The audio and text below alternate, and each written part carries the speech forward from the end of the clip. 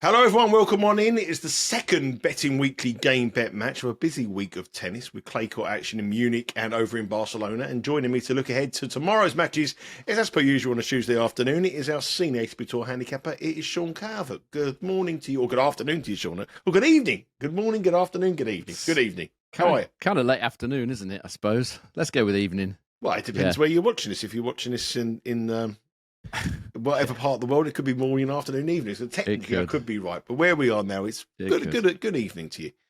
The clay's been quite good for us. We're sort of clawing a little bit back, doing all right. Yeah, I mean, the outrights have continued to be a bit of an issue, haven't they? I mean, obviously, we couldn't talk about the outrights this week, could we? Because we didn't have any odds. But the one I talked about was Lehechka. The one I personally had a bet on was Lehechka, and he was another withdrawal. As it happens, that wouldn't have been too bad because he didn't start, so you would have got your stakes back on that one. But another withdrawal. But I think the match bets all year have not been doing too bad, actually. I think it's just the outrights that we've had a lot of problems with, the players retiring. I mean, this Munich tournament here, it's got so much biro on it on the draw. They had to go back, by the way, to the player in O'Connell that lost in the first round of qualifying. He got in as a lucky loser, even though he didn't win a single match. Because there were so many withdrawals. I'll have to do some stats on this for next week's show and just see exactly how many withdrawals and retirements there have been. It seems to me like there's an absolute plethora of them this season. But I think we're not doing too bad on the match bets. Another winner today, didn't we, with Hanfmann? Obviously won the match. Whenever I go for plus 1.5 sets, you can guarantee they're going to win, either in straight sets or in this case in three. But we're going okay. I think. I was going to say that to you. Do you regret now? I actually bet him to win the match. I do now. I don't do now, but I mean, I just thought it was a good price. We spoke about it yesterday or Sunday. We thought it was a good price, but 3-1 was a big price. He got bet very, very heavily. Went into about plus 220 before the two players started, and he played well actually. I mean, Mentic's taking a little bit of time to adjust, and we're seeing that, aren't we? We're seeing that kind of thing here with these tournaments where people are just being the bet because of what they've done on the hard court campaign, not on the clay court campaign. There is a little bit of value on these dogs. You said statistically it's not a good tournament for dogs, but it's been a good week for dogs so far.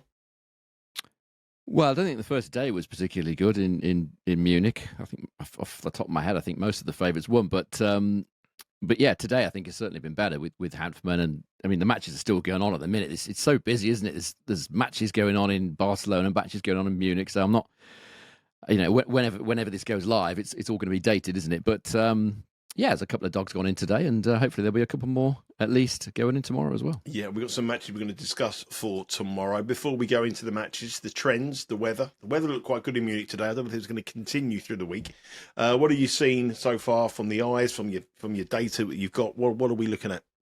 Yeah, I mean, it's as I hoped for at the start of the week, actually. Tomorrow's going to be warmer again, 24 degrees, which is kind of unheard of in Munich at this time of the year. And that's why I mentioned this on the show on Sunday, because this tournament, as you know yourself, is always played. It's either freezing or just damp and generally kind of wintry. But this is very different. So 7 of the first 10 matches in Munich this year featured a tie-break, and 8 of the first 10 went over 22.5 games as well. So it's certainly proven to be, the case that it's a little bit quicker. I would suggest, haven't seen the stats, but the thing that negates that is the clay here. And Jan-Lennard Struff talked about it the other day. He was talking about it, and you can see with your own eyes looking at it that the clay is very heavy. It's a really thick layer of clay, both Barcelona and Munich actually. But I would expect conditions to be about as quick as they're ever going to be in Munich tomorrow on Wednesday, when it's supposed to be 24 degrees. Yeah, we're going to look at the tournaments. I think we've got 4 matches to go through over in Germany, in Munich, and we've got 1 match in Barcelona. I'm going to start off with a match where neither player has played before. It's Darderi against Kecmanovic. Now, Kecmanovic is the favourite here. It's minus 137. Darderi was supposed to play Lehechka, wasn't he? And he played O'Connell, come through in 2 tiebreaks, 7-6, 7-6 to get through to this match. To place Kecmanovic, Kecmanovic is the marginal favourite. Darderi is the underdog. It's 2.5 on the spread, and 22.5 is the total that Bet Rivers want you to decide whether you want to go over or under. Now, these matches start tomorrow about 6 a.m. Eastern Time. The order of play will be announcing over the next hour or so, but it's going to be an early start. So if you want to get involved... It's out, actually. Oh, is it out? What time are we on? Yeah. What are we on? This is the first match of the day, this one. So it's a 5 a.m. Darderi. start. It's a 5 a.m. start. So we want to be on nice and early. And make sure if you do get on nice and early, if you do place a bet and you want to get up in the morning and you want to annoy the wife or someone else's wife who's sleeping with you, it doesn't matter what happens at the time, but you'll be able to watch it on your tablet or your mobile device. So we've got a match here where Kecmanovic is minus 137, but Darderi served very well today. Yeah, I mean, he's in great form, isn't he? Fabulous form, Darderi, after the big old slump previously. I do like Darderi here. He's at the odds anyway. He's extremely effective on clay at altitude. Kecmanovic has had his moments as well, actually. But Darderi won Cordoba at altitude. He won Marrakesh, where I was a couple of weeks ago, also at altitude. Kecmanovic, as I said, he's done not too bad at altitude on clay. Won Kitzbühel a few years ago. Also made the semi-finals here in Munich and in Gstaad. So he's done all right on clay at altitude as well. But I just think this price is it's not quite right. At worst, I'd have this as a pick'em to me. At best, I'd potentially have Darderi as a slight favourite. Last 12 months on clay at main level, if we're looking at stats, it's in favour of Darderi. 58% win rate, service points won and return points won, total of 102. Kecmanovic, 55% win rate and a total of 100. So on the bare clay stats, you would suggest the odds of minus 137 on Kecmanovic aren't great. Going a bit deeper on this, if we look at what each player has done on clay versus top 50 opposition at main level, I think they're both in the top 50 at the minute. I think Darderi's sneaked in there, hasn't he, after his recent performances, but they're both top 50. Darderi has a better win rate than Kecmanovic, 39% win rate on clay against the top 50. Kecmanovic, 35%. So again, another tick in the box for Darderi. And if this is going to be as close as the odds suggest that it's going to be, if it gets tight, you would have to fancy Darderi on the basis of he's full of confidence after 10 wins in his last 11 matches. Kecmanovic has lost 8 of his last 11 matches that have gone to a final set tiebreak. And he almost threw it away again yesterday in a match that I watched all of against Marcos Giron. He was winning that. It's a typical pattern for Kecmanovic. He often wins the first set pretty easily and then just kind of loses his way. The Giron match was a rare exception. He managed to get away with it in the end. I think it was something like 11-9 or 9-7 in the final set tiebreak. It was a really tight win for Kecmanovic. And after the match, they spoke to him on court, and he was talking about having the mental scars of recent losses. He'd lost his last 2 matches, I think, from match point up. This was about to be another one, but he managed to get over the line. But if it gets tight, Kecmanovic is not generally the player you want to be on. He wins. He loses a lot of matches that he should win. He should have won that one, with a little bit to spare. In the end, he just about nicked it. Kecmanovic also has a losing record, 5 wins and 7 defeats when priced up between 1.6 and 1.8. That's minus 167 and minus 125 on clay at main level. So he's not been anything like a reliable performer if you're betting him in this price range on this surface. So I think it's enough in this to take the underdog here, plus 110, Darderi. Yeah, plus 110 for Darderi. That's money, been a little bit of money for Darderi in the last hour or so. So Darderi has been supported here with Bet Rivers. Check out the line when you head across to the website. Download the app as well. And as I said, if you do bet on this match, you'll be able to watch it on the comfort of your own home. But it's early start, 5 o'clock in the morning. Every time I get up at 5 o'clock in the morning, I wake the whole house up to watch a tennis match. People go crazy. The dog barks. You'd be fine here. Lagan's up. Well, I mean, it's a disaster. Australian Open, I get up, I wake everyone up, everyone moans. They like Wimbledon week because it's quite nice and watch every day. But these early start matches, I'm one of these people. If I have a bet, and it's a 5 o'clock in the morning, my body clock makes me know that I'm having a bet, and I wake up at 3:30 buzzing. I've got to watch the match, got to watch how I'm going. But I put the light on the phone, try to be discreet. The light, it's like NASA, like an airplane landing. Everyone gets the hump with me. Yeah, everyone gets. Well, they get a hump with me generally. That's what happens in life anyway. Can Paula not wear the earplugs or something? I sleep in earplugs. I've done for years. I get mood. I feel like I'm playing the tennis. Anyway, I try to do it about all over the place. Yeah, twitching about. It's not a good look at 6 o'clock in the morning. But anyway, if you want to get involved at 5 o'clock in the morning, you do have the option to be able to watch this match on your phone, on your tablet with Bet Rivers, but you have to get on early. The Darderi price is moving, and you want to be on the best line. Plus 110 at the moment is a good line, and one that Sean likes as well. The next match we are going to discuss is Ben Shelton against Botic van der Zandschulp. Two big servers. Ben Shelton, I watched his match yesterday, and I bet Gojo to actually win the match. He never lost his serve. He had 3 match points, I think it was. And how he never won the match, I do not know. Ben Shelton was bang, bang, bang average. And this is a Ben Shelton that's come in here with 5 consecutive losses before that match. And he should never have won that. Botic van der Zandschulp had a big win against Bautista Agut. He also had a big win in qualification against, he got beaten in qualification. He got beat by Lerner Tien. But there's a caveat to that. Yep. But we'll talk about that in a minute.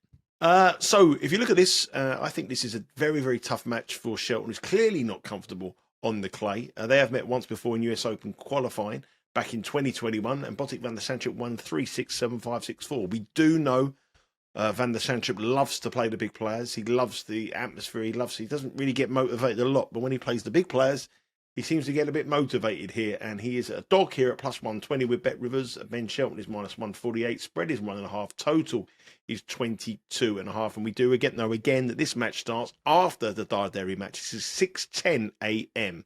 So another early one. Are we on the Botic train here? Unfortunately, we are, yes. I mean, it pains me to have to bet Botic in pretty much any situation because, you know, anyone that's watched him over the years will know he's not exactly a reliable performer. It does pain me to have to bet him, but when the value is there, you know, you have to kind of put that to one side a bit and just take the value. I mean, I'm not sure I want to get up at 6 a.m. to watch Botic with his head down, slumping and moving, you know, miserably between points.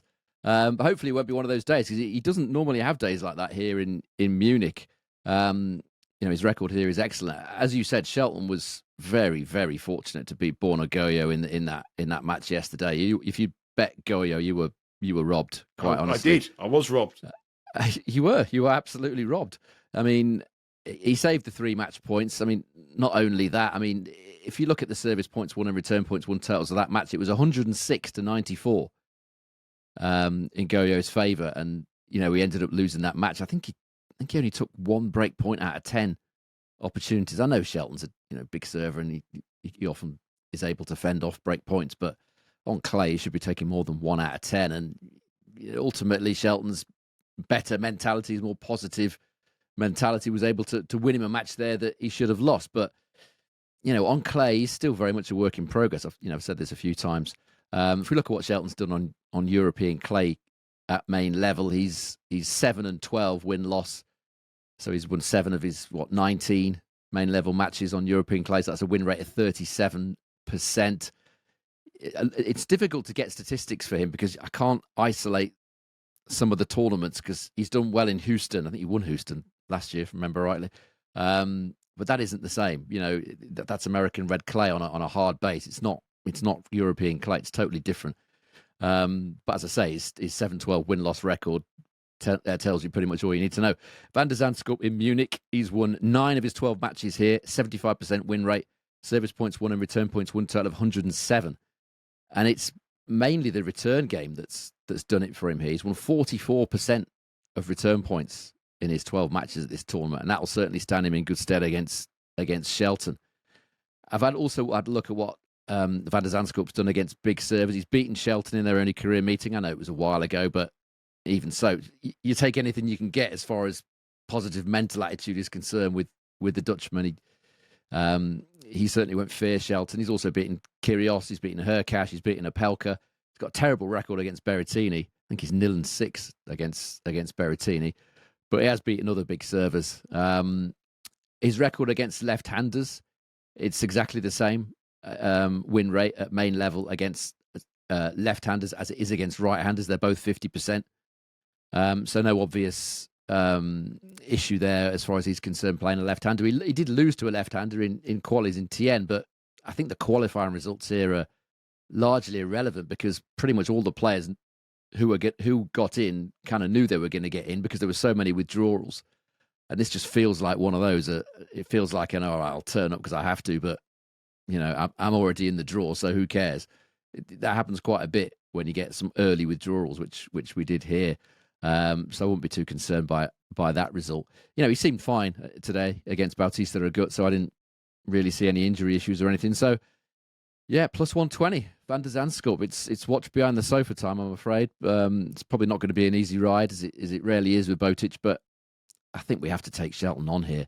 I mean, you probably watched a bit more of that match against Goyo than I did, but the statistics tell me that he was very lucky to win it. He was extremely lucky. I mean, he served brilliantly, Gojo, and he should have won the match. And Ben Shelton just played the big points, played the tie breaks really well, and that's what got him home. He had opportunities to break him, couldn't take him, had 3 match points and just couldn't go through. But he was the better player. 100% he was the better player. Yeah, and stats say so. And the other thing I think about this match here as well, I think the games look cheap, 22.5. I think first set overs here. I mean, a tie break looks inevitable for me in this kind of match. I think it's going to be a close one. So the games look cheap. The only thing that would put me off that, sorry, mate, the only thing that would put me off that is Van der Zandschulp doesn't play many tie breaks, weirdly. I don't know why.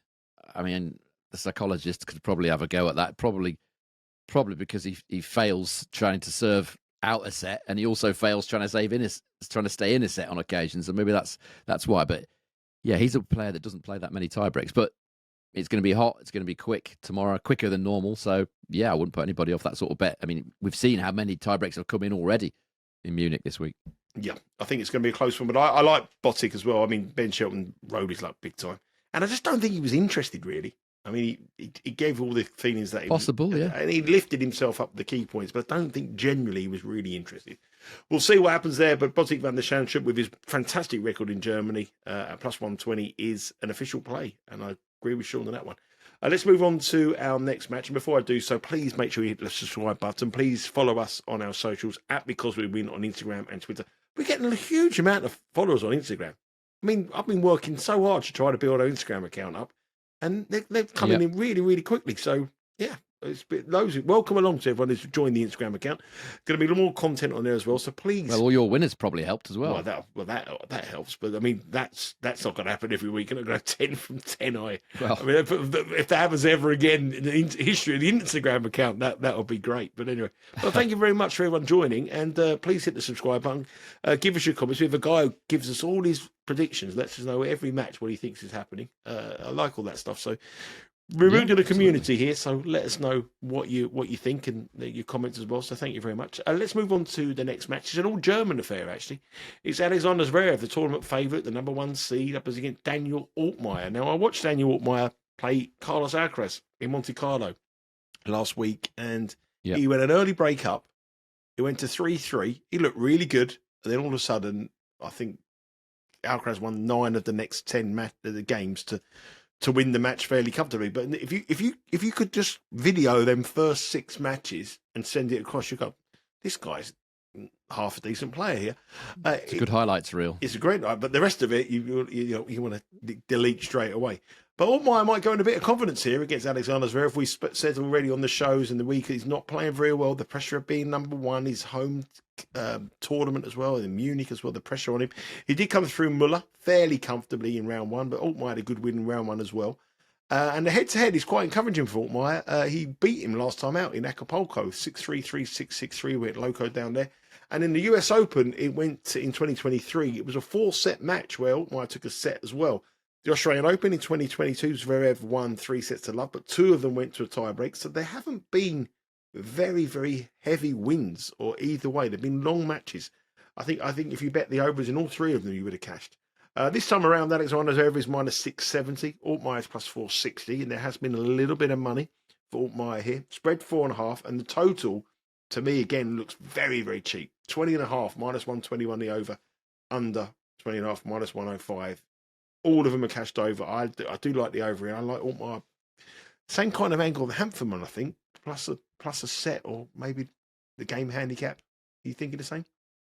I think it's a little short on Zverev. Yeah, I mean Altmaier's a very good performer on clay. As I'll talk about in a second. I mean, as far as Zverev, whatever his name is, Zverev That's him. is concerned.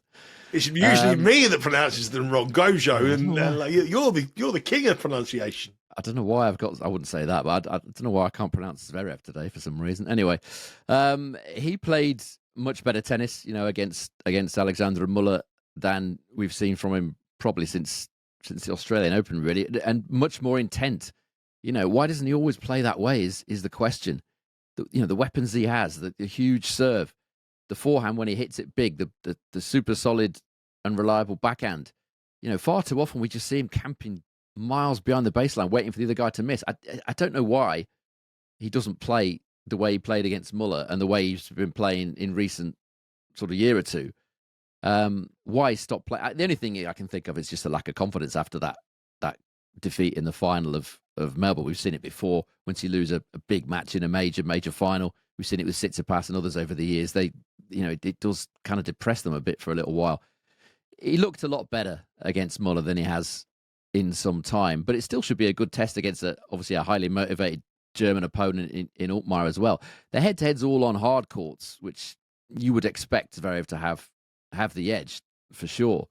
And he does. In terms of service points won and return points won, it's 112 to 88. I know Altmaier's taken sets here and there, but by and large, he's been outplayed for the majority. He's only won 31% of return points, Altmaier, against Zverev, but that's on hard courts. This is very different. He did beat Zverev, as you said, on a slow, high-bouncing outdoor hard court in Acapulco, but he was fortunate to win that day. Again, it was 106 to 94 in terms of service points won and return points won to Zverev, and he ended up losing. Maybe a lack of motivation there in Acapulco. Not sure. But Altmaier, you would certainly give him a far better chance to do something against Zverev on clay than you would on hard, even slow hard. If you look at what Altmaier's done against the current top 20 in the world on clay, it's pretty decent. 4 wins, 5 losses, and a service points won and return points won total of 98, which is very respectable indeed for a guy ranked 68th in the world to play that well and have those wins against the world's best players. He's obviously going to be up for this. I watched his match against Sung yesterday. That was a bit of a struggle, but it always is against a retriever like Sung on a slow court. He makes so many balls, makes it very difficult for you. Ended up sort of edging it really in a couple of tie breaks, if I remember rightly.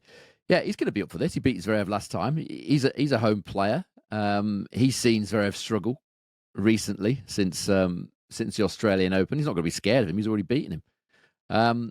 I'm just looking at the odds here. I was just looking a second ago while you were introducing the match, and it's over half a tiebreak is 2.85 plus 185 for Bet Rivers. That seems pretty big for me, given the conditions. That's one option. Overs was, what did you say? Over 20 and a half minus 121. Yeah. I think over 21 and a half was plus 110 when I looked earlier. I think those are the ways to attack this. I might be tempted with that 2.85 about a tiebreak. They've played numerous tiebreaks on hard. I know it's a different surface, different conditions, but given the likely quicker conditions tomorrow when this match is going to be played, yeah, I think in short, I think it'll be closer than the odds suggest. So it's kind of up to you how you play it, but several options: overs, tiebreak played, all those things would be on my shortlist for this one. Yeah, I think they're still way to play. I think it's a really nice bet here actually tomorrow, and we're going to come on to the next match, which I think is one of the best bets of the day. I can't believe the price I'm looking at here. But anyway, let's move on to this one. It's Tallon Griekspoor, the Dutchman, up against Yannick Hanfmann, who won very, very well today. Played brilliantly against Menzik, served fantastic, didn't show any sign of nerves when the teenager came back at him in the final set and took the second set as well. He had the home crowd behind him, was absolutely exceptional. Now he takes on Tallon Griekspoor, who I'm not convinced is a clay quarter. I know he's had his moments, but he's not a clay quarter to me. He got to the final in Marrakesh recently, got beat by Darderi. Got beaten the first round by Fils over in Monte Carlo, and he beat Lerner Tien here in round 1. Good performances, but this is a step up now.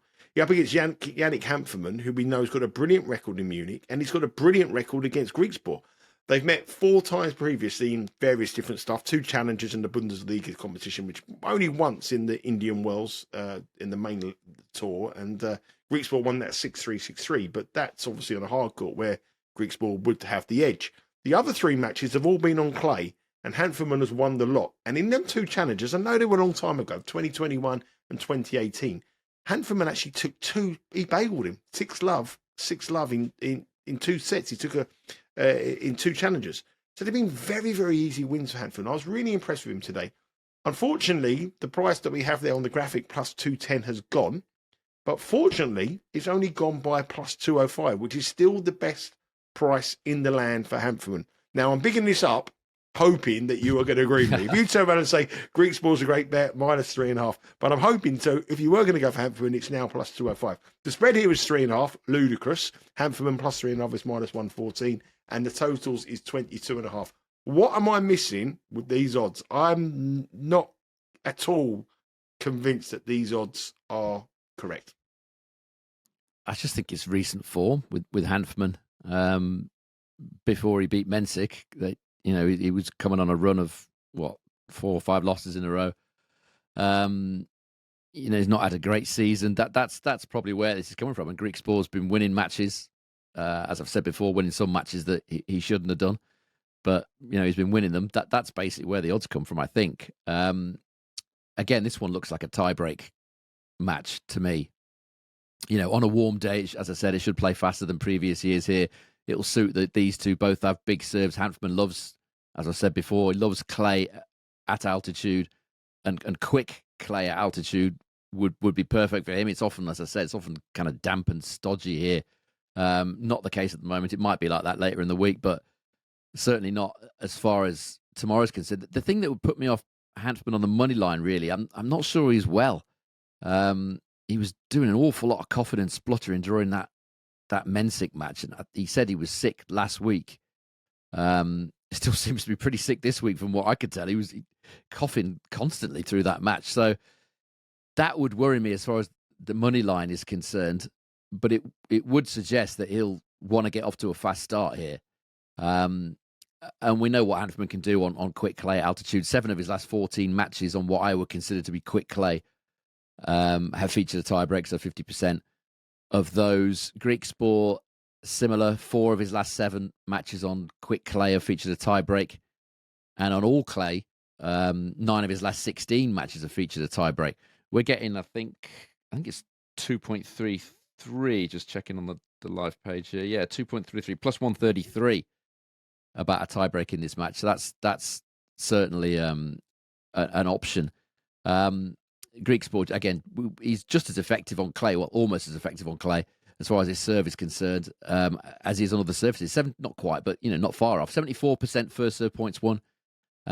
Again, not breaking serve that much. 17.6% breaks of serve, 81% holds. I would suggest either set one overs here is certainly a possibility, or tie break played, or Hanfmann to win the first set. I feel like Hanfmann's got to win the first set in his condition. I'm not sure he can go 3 sets again, not without getting the doctor out. Anyway, he didn't look well at all.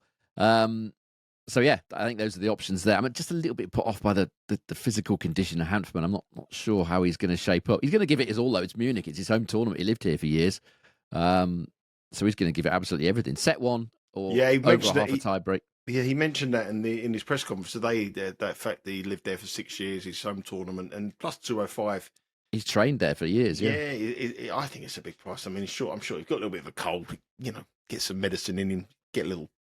He'll be fine. Plus 205. Might be a bit more than that, but yes. I strongly believe he'll start about plus 175. So if you want to take that plus 205, it's going to move. It's going to move in your favour. Whether he's well or not, it will move in your favour. Let's move on to our final match over in Barcelona. And before we go into that match, Sean, what are you seeing from Barcelona? Weather looking good? Again, it was quite fair today. Looked all right. Yeah, the weather's fine. I'm going to have to change my notes here from Munich. Did that very quickly. I'm still on Munich, so I've got to change to Barcelona. It's all right. It doesn't take me long. Yeah, I mean, what Tsitsipas said after his win, he said it's slower and bouncier here than it was in Monte Carlo, which is interesting. I think they're pretty similar in terms of court speed, but Tsitsipas, obviously, he would know better than me, having played many matches in Monte Carlo and Barcelona.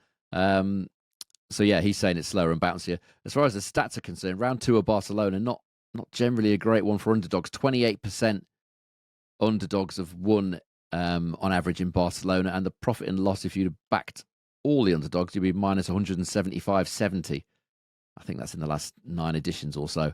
So generally speaking, the best player normally wins, but not necessarily. I haven't got any stats yet because it's obviously very early days, but I'd say similar to sort of Monte Carlo, really. Tsitsipas saying slightly slower. It's a bad tournament for the dogs, but we have a lively dog here. Holger Rune up against Sebastian Baez. Rune is minus 137, Baez is plus 110. The more slower, the grittier it is, the more turgid affair, the better it will be for Baez. Rune wants a little bit quicker. Spread is 1.5. Total here is 22.5. If we look at the head-to-head record between the two of them, it's Baez who has a 3-2 lead, and he's won he's won all 3 of his matches against Rune on clay, including a win last year in Rome, where he lost the first set 2-6 and come back and won 6-2, 6-3. Rune won in Swiss indoors in Basel, an indoor tournament, and he had 1 win on clay way back in Chile in a qualifier back in 2021. So I think the thing is, every time we talk about Holger Rune, it's all about his fitness, isn't it? I mean, if he's fit, I mean, he's pulled out injured at the last tournament. He was very poor, sick. He's sick every week. I mean, it's unbelievable sick note. So I mean, if he got into a nitty gritty clay court grind, and you've got Holger Rune in the red corner and Sebastian Baez in the blue corner, and it was about a war of attrition, I mean, Sebastian Baez should be minus 5,000. Yes, I couldn't disagree. I mean, Rune, he always seems to be. I mean, he's your mate, isn't he? Where did you see him? I saw him in Rotterdam. Rotterdam. Yeah. He was ill there, wasn't he? Didn't he have He had something. He was there awful, as well, wasn't he? He was awful, and then I saw him the night he was awful in the match, and he apologised for his performance. He's ill everywhere he goes. I think he was sick there as well. I mean, he's constantly either ill or injured, isn't he? It's very off-putting. You never know whether he's going to be fit or not. If we put that aside for a minute, his clay stats, they're not that great, really. And he's very up and down in his matches, as he was against Ramos in the opening round here. Sometimes it's you watch him play and you clay and you think, well, this guy's got a great chance at the French Open. And 5 minutes later, you're thinking, well, is he going to beat Ramos? It's very up and down. He's been that way for quite some time. If you look at the head-to-head against Baez on clay, obviously forget the one on indoor hard, Baez isn't going to be winning that. But on clay, 3-1 to Baez, as you said, service points won and return points won, totals 103 to 97 in favour of Baez. So that's the first thing. It would put me off Rune at minus 137. Baez actually wins slightly more points on first serve in this matchup than Rune does, which is quite surprising. It's not by much, about 1% or something, but him winning more points on first serve than anybody is a surprise. Doing it against Holger Rune, who's clearly got a much bigger serve, is quite surprising. And Baez has won 43% of return points in this matchup, so he's had no real problems returning Holger Rune's serve on this surface. Again, if you just look at the bare clay stats, since the start of 2023, so the last 2 and a bit clay swings at main level, Rune, slightly better win rate, 70% compared to 68%, but he's only got a service points won and return points won total of 101, which is decent, but it's not Masters winning or major winning. Baez is better, 104, although you would have to say a lot of his best work does tend to come in the South American golden swing.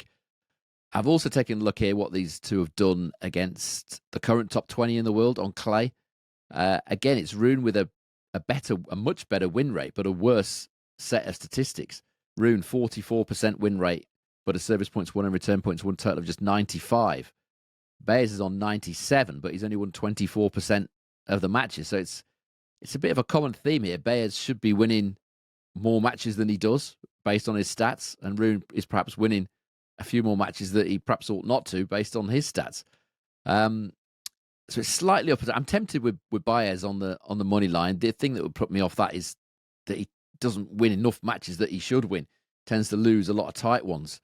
But that, combined with the fact that Rune is very up and down in his matches, leads me towards the over games here. I think this will be a real battle, a real long battle. Over 22.5 is even money, I think, in this one. that would be where I would go. I think I definitely would be backing Rune at minus 137, or take the plus money on Baez and look to trade it in play if he gets that lead, because he's not the greatest at closing out matches. That's another strategy you could use in this I've match. just got to give you a little bit of an update from Bet Rivers. Holger Rune now is minus 122 and Sebastian Baez is minus 103. There's been a huge move for Sebastian Baez in the last hour, which I make that the right move to do. The total games now over 22.5 is now minus money. It's minus 106. So there's been a move for the over. There's been a move for Sebastian Baez as well. That's been developing as we've been recording this show. So Sebastian Baez is seeing the money, and the over is also seeing the money as well. That match starts at 6:10 tomorrow morning Eastern time. So make sure you download the Bet Rivers app, head across to the website, and if you do place a bet, you can bet live and watch live with Bet Rivers. Some money for Sebastian Baez, which doesn't surprise me at all against the injury and the illness prone Holger Rune. If you look at the graphic there, the game bet match profit and loss so far this season is minus 5.46. We're clawing that deficit back. About 12 of those units, though, have been on outright picks that have retired or fallen ill or had some problems. Not too bad considering. Yeah, the matches will certainly be in profit. So if you follow this throughout the season, you'll be in profit. And I'm sure we're only at the halfway mark. You've got the French Open to come, Wimbledon to come, US Open to come, and lots more tennis throughout the year here. So I'm sure that we're going into the positive very, very quickly. Lots of content here on the Betting Weekly Studios YouTube channel. There is Betting Weekly Tennis Live every day, Monday through to Wednesday at 1 p.m. Eastern Time, 6 p.m. in the UK. Make sure you watch all the handicapping team there, give you all the in-play and all the big money moves with Bet Rivers on that particular day. Betting Weekly Live is also available at 11 o'clock Eastern Time, which is 4 o'clock over here in the UK, and we will look at the Champions League tomorrow, which I will be on, previewing the Champions League, and there is a Premier League match tomorrow as well, so that is 11 o'clock Eastern Time, 4 p.m. in the UK, and also Betting Weekly Premier League, Betting Weekly Extra Time, an edition of the Betting Weekly Dojo with myself and Neil Channing is now available on the YouTube channel. Please subscribe to our newsletter, bettingweeklystudios.com is where you need to go for that. Just put in your email address and you'll get a newsletter in your inbox every Monday and every Friday. Tips from all the handicapping team here across the world of sport and the best guide you'll have for the weekend. But most importantly, hit the subscribe button, hit the like, give us a comment. We need to get to 10,000 subscribers. That is our game. That's what we want to get before Wimbledon. And with your help, we can do it. Sean, thank you very much for your time this evening on a late edition today because of the scheduling, waiting for the scheduling tomorrow. I'll be back again tomorrow for our final Betting Weekly game bet of the game bet match of the week. And hopefully we will come in with a few winners. I like all those dogs tomorrow. Will it be a day for the dogs? Let's hope so. Sean, take care. Have a good night. Speak to you all again tomorrow.